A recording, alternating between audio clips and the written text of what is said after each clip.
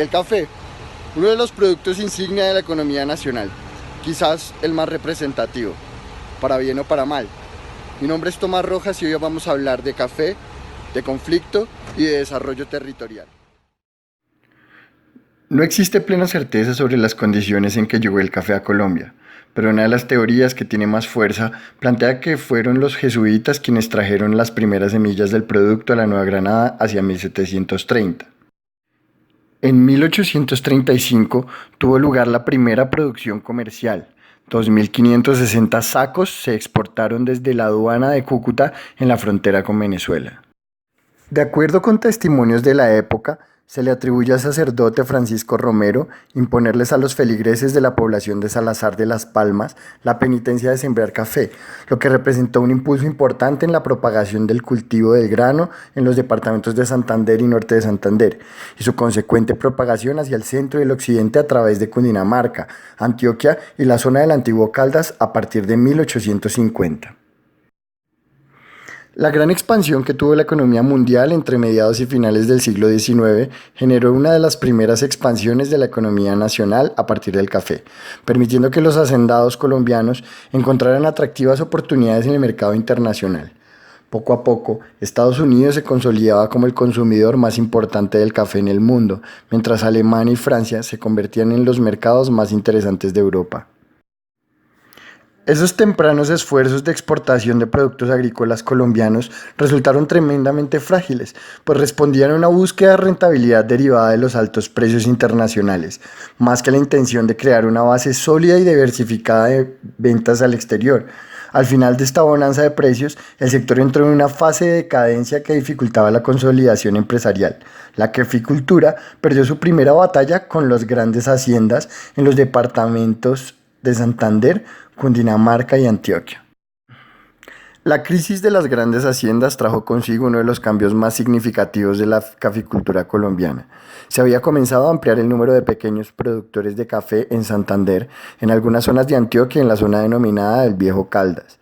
En las primeras décadas del siglo XX ya se había consolidado un novedoso modelo de desarrollo exportador cafetero basado en la economía campesina, o mejor dicho, en la economía de pequeñas unidades agrícolas, impulsado por la migración interna y la colonización de nuevas tierras en el centro y occidente del país, principalmente en los departamentos de Antioquia, Caldas, Valle y norte del Tolima. A principios del siglo XX, el occidente colombiano tomará la delantera en el desarrollo cafetero del país. La zona cafetera se encuentra principalmente conformada por los departamentos de Caldas, Risaralda y Quindío, regiones que si bien, al igual que en el resto del territorio nacional, han visto determinadas sus relaciones económicas por la influencia que han generado sobre ellas los actores armados y al margen de la ley, el conflicto en esta zona se ha comportado de manera distinta que en otras latitudes. En primer lugar, debido a una fuerte presencia institucional que se deriva de la importancia del café como el principal producto de exportación para la economía nacional, lo que obligó al Estado colombiano a enfocar sus acciones en pro del desarrollo o más bien de la hipertrofia del sector, mediante la agremiación de los productores de café, grandes y pequeños, que obtenían importantes ganancias con un método intensivo de sobreexplotación agrícola y monocultivo. En segundo lugar, el flujo de efectivo que generó la acumulación de capital trajo consigo un importante avance en materia económica en las zonas de explotación cafetera, que amplió la brecha entre los trabajadores del campo y los dueños de la tierra, pero que a su vez acrecentó la percepción de bienestar que traen todas las bonanzas. Las grandes casas de balcones coloridos y los Willys se proliferaron por las colchas de retazos que conformaban la cordillera. De algún modo, el desarrollo en estas zonas logró frenar la violencia, al menos en los primeros años.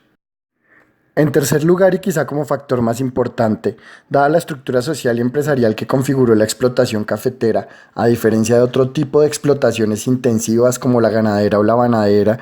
que se caracterizan por desarrollarse en latifundios, la explotación de café se dio a partir de la articulación de pequeñas y grandes unidades agrícolas, lo que democratizó el negocio, por decirlo de algún modo. Como consecuencia, todos los cafeteros agremiados en torno a una estructura que los cohesionaba, la Federación Nacional de Cafeteros, brindaron el negocio de la violencia cobijados en el éxito que tenían. Una época de crecimiento sazonada con la percepción de ser los más importantes productores del mejor café del mundo. Por supuesto, nunca hemos sido los primeros, más bien hemos sido los del segundo lugar que se han sabido vender bien. Y en cuanto a que tenemos el mejor café del mundo, pues habría que preguntarle a Francisco a ver qué opina. Costa Rica, papa, Costa Rica. El mejor Costa- café del mundo. Costa Rica. Como en casi todo el mundo, la década de los noventas, con sus rupturas y la consolidación del neoliberalismo como el modelo económico predilecto de las grandes potencias, a las que también les encanta tomar tintico, condujo al colapso del Convenio Internacional del Café y posterior liberalización del mercado del producto, pauperizando las condiciones para los productores. Los precios del grano decrecieron frente a los ingresos de los tostadores ubicados en los países consumidores. Acarreó un debilitamiento del gremio de los cafeteros, facilitando la presencia en la zona de diferentes actores ilegales que entraron en tensión por el control territorial con fines de producción de alcaloides, pero sin éxito, dada la resiliencia de los productores de café que le salieron al paso a los grupos armados e insurgentes, diezmando su influencia en el territorio. El problema es que como rezago del narcotráfico y su impacto cultural, es decir, el narcoculto y el amor por el dinero fácil, se ha hecho endémica la presencia de bandas criminales que ejercen control en algunas zonas y le hacen la vida a cuadritos a los pocos caficultores que con las adversidades y el costo de producir un commodity mantienen la tradición de producir y exportar un café bueno, bonito y barato, por lo que se encuentra en el corazón de todas las personas del mundo, con excepción de Francisco, claro está.